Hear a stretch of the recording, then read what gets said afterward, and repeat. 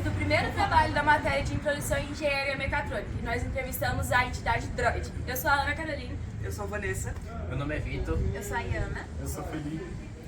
E desde já agradecemos pela atenção. Obrigado. Obrigada. Obrigado.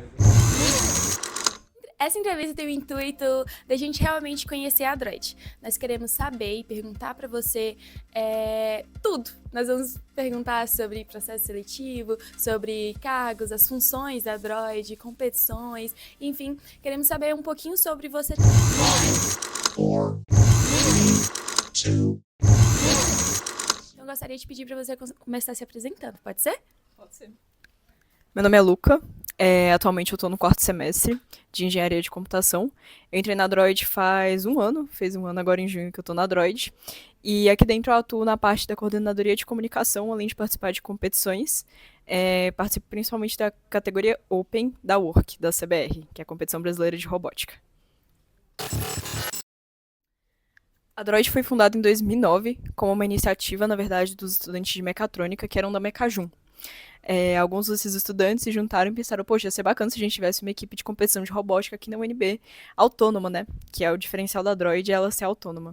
Então, em 2009, eles se juntaram, eles eram membros da Mecajum, e decidiram formar a Droid, que surgiu ali como essa iniciativa que veio um pouco da empresa Júnior, mas acabou se tornando independente logo depois. E qual é a missão e os principais objetivos de vocês como equipe de robótica? Bom, além de ser uma equipe de competição, a Droid também é um projeto de extensão. E como já diz o próprio princípio de ser um projeto de extensão, é levar um pouco do que é feito dentro da universidade para o pessoal na comunidade. Então, além de disseminar o conhecimento relacionado à tecnologia, ciência e engenharia, a gente também quer estar integrando esse conhecimento com a comunidade. Então, a gente participa de eventos nas semanas universitárias, eventos como a Campus Party, que acontecem e tem grande alcance, às vezes palestras que a gente dá em escolas públicas, para poder realmente, além de estar competindo, né, colocando em prática o que a gente vê nas aulas, também trazer um pouco disso para a comunidade. Você pode, por favor, falar pra gente de, atualmente, quantos membros fazem parte da equipe e falar um pouco, assim, das principais áreas de atuação de cada membro? Quais os principais cursos que cada um cursa aqui na universidade? Bom, atualmente, acho que a gente tem aproximadamente uns 20 membros ativos aqui na Droid. A gente tem membros que já foram mais antigamente, mas aí acabaram se formando e aí hoje em dia são suplentes ou membros inativos. Então, a Droid, como ela existe, né, há mais de 10 anos já, realmente vão ficando várias pessoas que acabam se tornando membros suplentes ou então inativos, que a gente fala, que dão esse suporte, mas ativos mesmo, que participam de competições e estão atuando dentro de alguma coordenadoria, nós estamos aproximadamente 20 pessoas. Sobre a questão das coordenadorias, nós temos coordenadoria de comunicação, que é o pessoal que é responsável por fazer posts para as mídias sociais, participar de eventos, cuidar dessa parte de divulgar a equipe mesmo. E atualmente eu sou coordenador dessa coordenadoria. A gente tem a coordenadoria de espaço físico, que é o responsável por manter o nosso espaço físico limpo, fiscalizar realmente como o pessoal está usando as coisas na sala, se a gente está precisando de materiais novos, é a pessoa do espaço físico que vai lá, compra, faz essa questão de cuidar realmente do espaço em que a gente trabalha.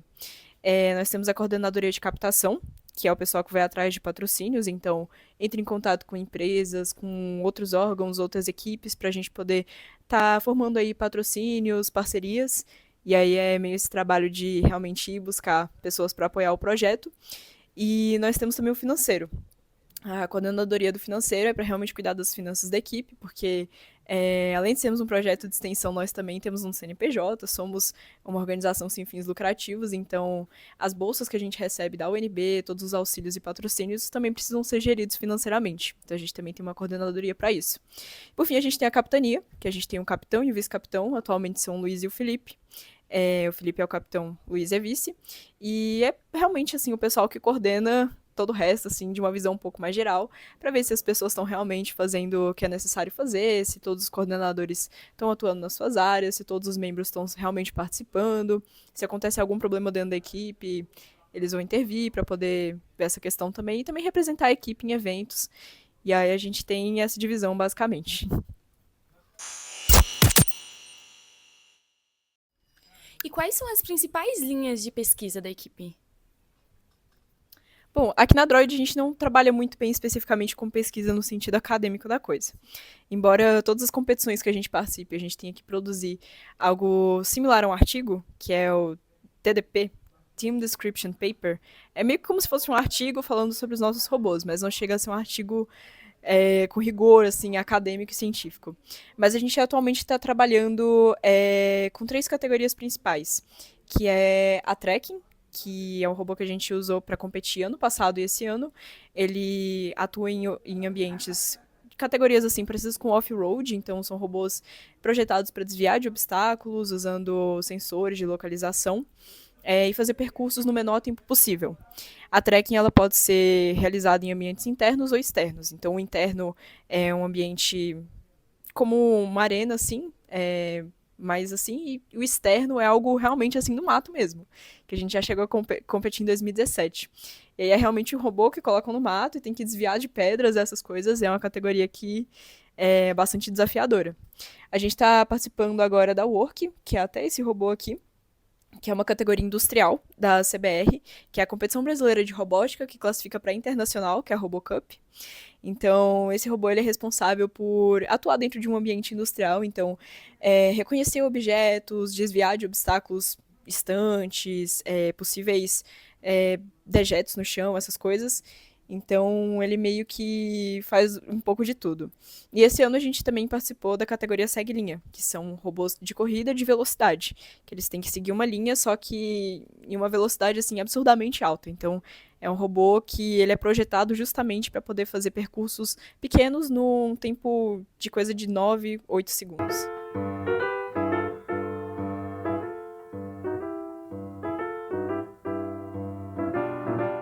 Porque eu vi que vocês têm bastante colocação aqui, algumas que marcaram a história de vocês e que vocês também pretendem, almejam atingir nos próximos tempos.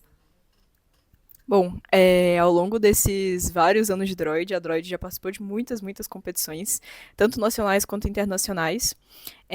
Esses troféus que estão aqui, esse aqui é mais atual, é da Robocore Experience, que é sediada pela própria Campus Party, então ela acontece dentro da Campus Party, a gente participou esse ano, conseguimos o segundo lugar. Tem a Trufes, que é o torneio de robótica da Universidade Federal do Espírito Santo, que é um desafio um pouco mais diferente, então são robôs com propostas diferentes, como atuar dentro de uma lavanderia ou tirar leite de uma vaca. Então são desafios um pouco mais diferenciados, a gente conseguiu conquistar o primeiro lugar. Chegamos a participar dela acho que 2 vezes. Tem também a LARC, que ela acontecia junto com a CBR, que é a latino-americana. A Droid também já conquistou o primeiro, segundo e terceiro lugar na LARC. Era uma competição bastante recorrente pra gente nos anos anteriores. Mas acho que algumas das principais premiações, assim, que são de grande destaque é o fato dessa aqui, que foi da Robo Games, que aconteceu na Califórnia em 2023.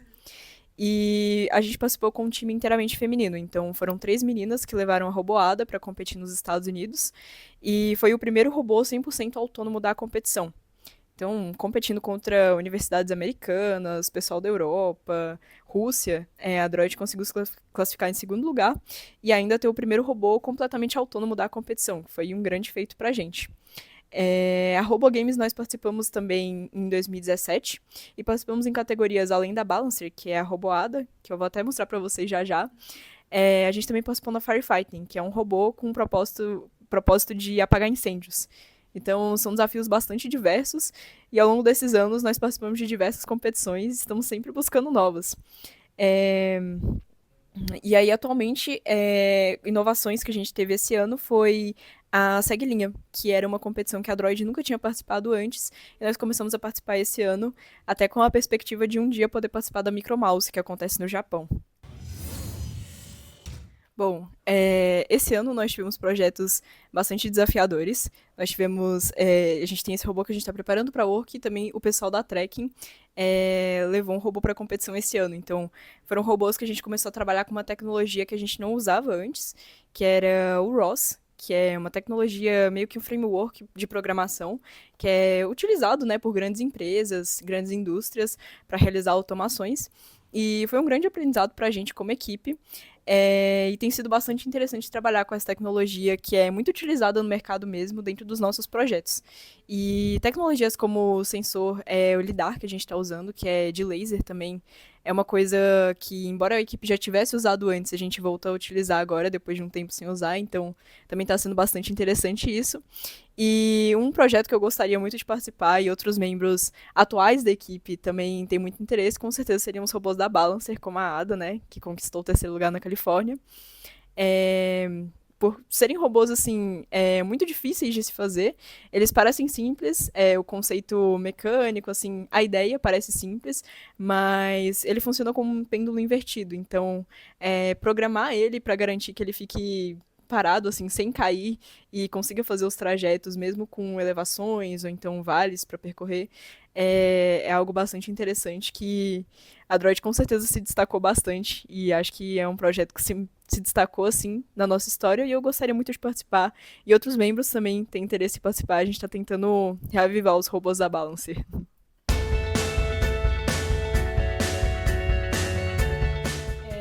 A robô que competiu na Califórnia em 2023, no nosso time inteiramente feminino, e que conquistou pódio lá na Robo Games na Califórnia.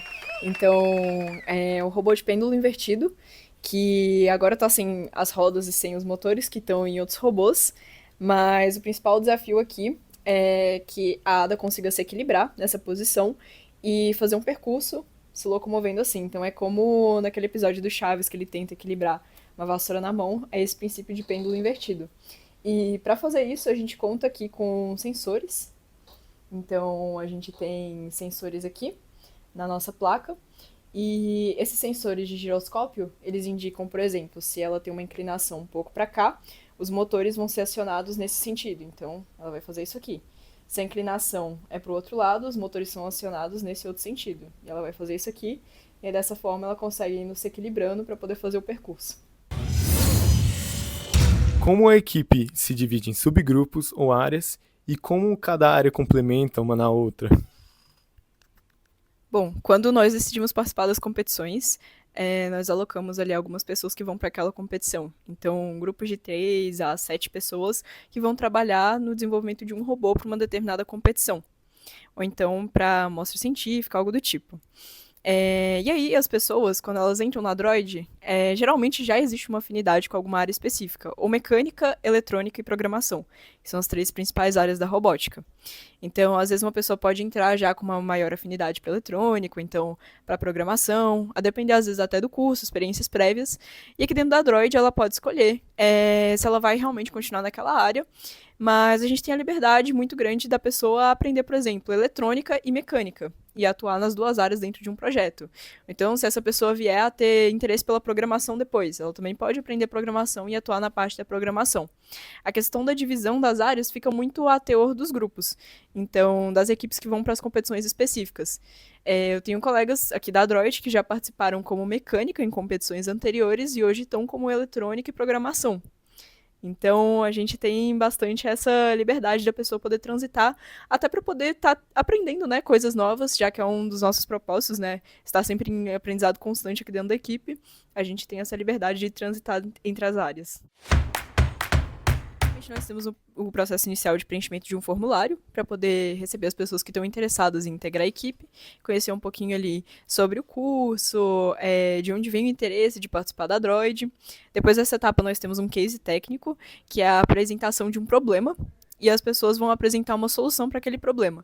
Então a gente apresenta uma situação de competição, talvez, muitas vezes é inspirada nas competições que participamos, e as pessoas que estão interessadas, né, que se inscreveram ali no processo seletivo, vão desenvolver alguma ideia de um robô, de um projeto, falar um pouco de como montaria esse robô, até assim, dentro dos conhecimentos da pessoa em questão mecânica, eletrônica, de programação, se a pessoa optar. E após isso, nós temos uma dinâmica em grupo, né? É um processo para avaliar essa questão das habilidades de trabalho em grupo e comunicação, porque isso é algo extremamente importante numa equipe de competição, já que a gente vai trabalhar junto, é importante ter essa habilidade de conseguir se comunicar, dividir tarefas, saber escutar e também saber falar. Então, é algo que a gente valoriza bastante. E logo após, nós temos uma entrevista pessoal que caracteriza a última etapa do nosso processo seletivo.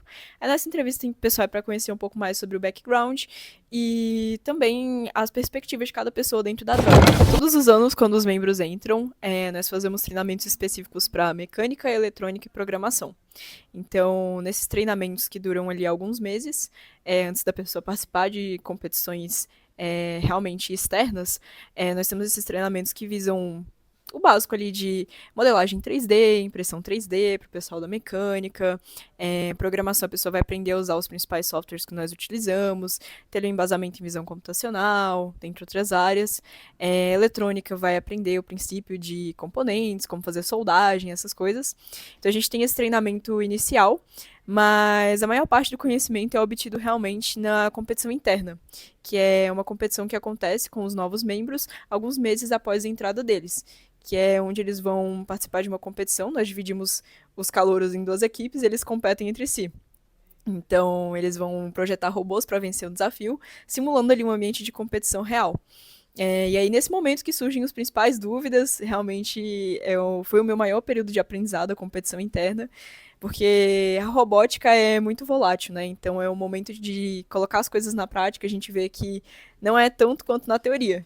Então, também faz um pouco de parte desse processo de treinamento, para depois da Compim, a competição interna, os novos membros estarem habilitados a participar de competições externas. Quais os maiores desafios técnicos enfrentados na hora de montar e fazer a manutenção de um robô?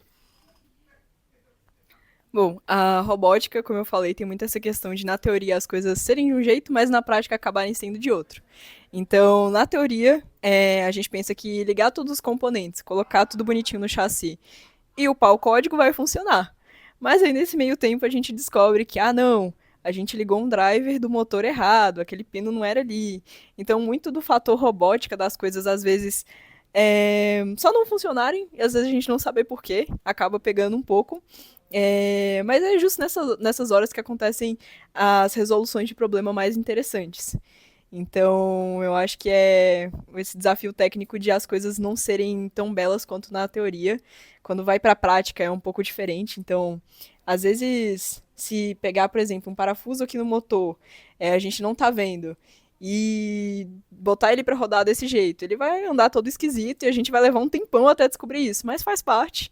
E é o que torna as coisas mais interessantes, porque senão também aí ficava meio chato, né? Um dos desafios técnicos, quais outros tipos de desafios a empresa enfrenta? Às vezes nós temos desafios relacionados a questões financeiras mesmo, porque muitos dos componentes que a gente utiliza são muito caros, então os nossos microprocessadores, temos microprocessadores hoje em dia de 2.000, 3.000 reais, mas essa questão dos materiais serem muito caros, né? Se queimar, por exemplo, um microprocessador, até a gente conseguir comprar outro, juntar aí 3.000 reais é uma dificuldadezinha técnica que a gente encontra. E o que você diria para estudantes que querem entrar na Droid, mas que ainda estão, assim, com um pouco de dúvida? Que é uma das melhores experiências universitárias que você pode ter. Além da equipe, da questão do conhecimento técnico, de aprender, né, toda essa questão da robótica, da mecatrônica, as experiências de vida que acontecem enquanto você está na equipe, as amizades, os laços que se formam, também são muito valiosos. E acho que não tem nada como comer pizza sentado no chão, mexendo num robô, falando ali com pessoas que vão se tornar seus amigos ao longo do processo. E é realmente uma das coisas que marca a jornada universitária, a experiência universitária. Então, não só pela questão acadêmica, não só pela questão técnica, que é muito valiosa e é muito prestigiada aqui na Droid, mas também pela questão da vivência mesmo, da experiência de participar de algo, de ter um grupo, de poder tá ali viajando, experienciando coisas com outras pessoas também ali do curso, é bastante interessante. Bom, agora a nossa última pergunta. Tem algum evento próximo que a gente consiga ver mais ou menos assim as atividades da empresa? Em breve nós estaremos presentes na Semana Universitária, que vai acontecer em novembro desse ano, e nós vamos estar apresentando, sim, os nossos robôs, além de fazer outras apresentações sobre a equipe, e aí vocês podem ter a oportunidade de conhecer um pouco mais sobre os outros membros, sobre os nossos outros projetos, ver os robôs realmente andando na prática, e vai ser bastante interessante. Então, nós vamos estar apresentando na semana universitária.